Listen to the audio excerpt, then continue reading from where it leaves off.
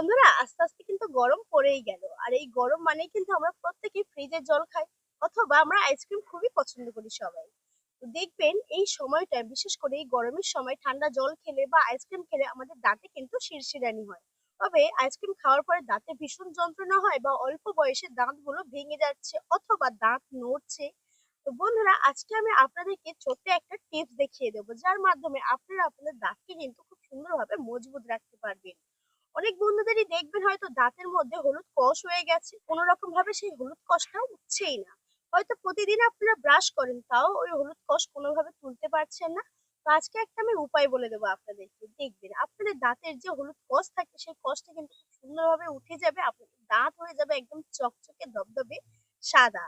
তো সবার সামনে কিন্তু মন প্রাণ খুলে আপনারা হাসতে পারবেন, কোনো অসুবিধা হবে না। তো আজকে আমি দেখিয়ে দেবো আপনাদের ছোট্ট একটা টিপস এর মাধ্যমে। তো আপনারা কেউ কোথাও যাবেন না, পুরো ভিডিওটার সাথে আপনারা থাকুন।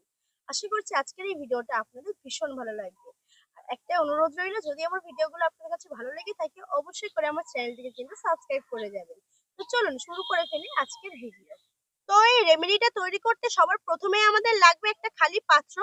তো এবার আমি এই পাত্রের মধ্যে দিয়ে দেবো বন্ধুরা হলুদ গুঁড়ো। বন্ধুরা, এই হলুদ গুঁড়োর মধ্যে রয়েছে কিন্তু অ্যান্টিসেপটিক গুণ, যেটা আমাদের দাঁতের মধ্যে পোকা থাকলে সেই পোকাকে দূর করতে কিন্তু সাহায্য করবে।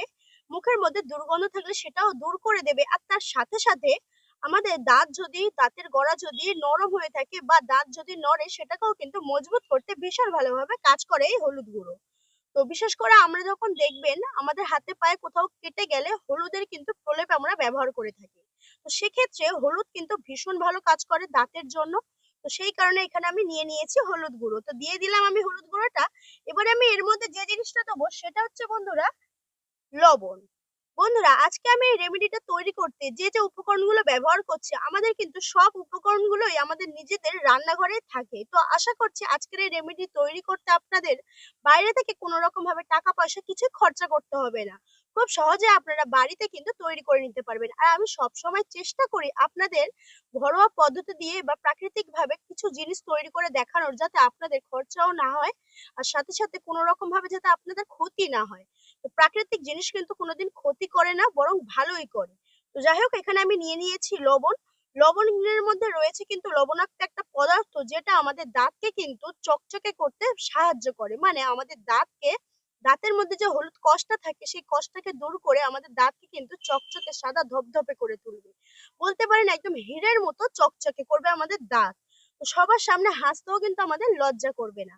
তো এখানে দিয়ে দিলাম আমি পরিমাণ মতো লবণ। এবার আমি এর মধ্যে যে জিনিসটা দেবো সেটা হচ্ছে বন্ধুরা সর্ষের তেল। হ্যাঁ বন্ধুরা, সর্ষের তেল কিন্তু দাঁতকে ক্লিয়ার করতে ভীষণ ভালোভাবে কাজ করে, কারণ এই সর্ষের তেলে রয়েছে কিন্তু ঝাঁঝালো একটা পদার্থ, যার কারণে দাঁতের ভেতরে ভেতরে পোকা যাই থাকুক না কেন সবটাই কিন্তু বেরিয়ে চলে আসবে। তো কোনো কিছু ভেতরে থাকতে পারবে না। তো তিনটে উপকরণ যখন মিশ্রিত হয়ে দারুণ কিন্তু একটা কাজ করবে। তো দিয়ে দিলাম সর্ষের তেল। এবার আমি এই তিনটে উপকরণকে আমি খুব ভালোভাবে মিক্সড করে নেব। দেখুন বন্ধুরা, আমি কিন্তু আস্তে আস্তে খুব সুন্দরভাবে মিক্সড করে নিলাম তিনটে উপকরণ।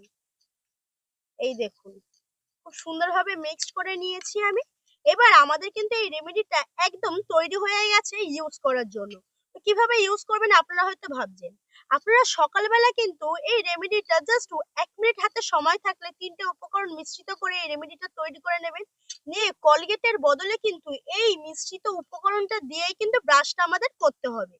তো দেখুন বন্ধুরা, আমি কিন্তু এই ব্রাশটার মধ্যে এই রেমেডিটা একদম নিয়ে নিয়েছি। দিয়ে আমি আপনাদেরকে দেখিয়ে দেবো। বন্ধুরা, আপনারা কিন্তু প্রত্যেকেই জানেন যে আমি সবসময় চেষ্টা করি আপনাদেরকে কিন্তু প্রমাণ সহ, রেজাল্ট সহ আপনাদেরকে দেখিয়ে দেওয়ার।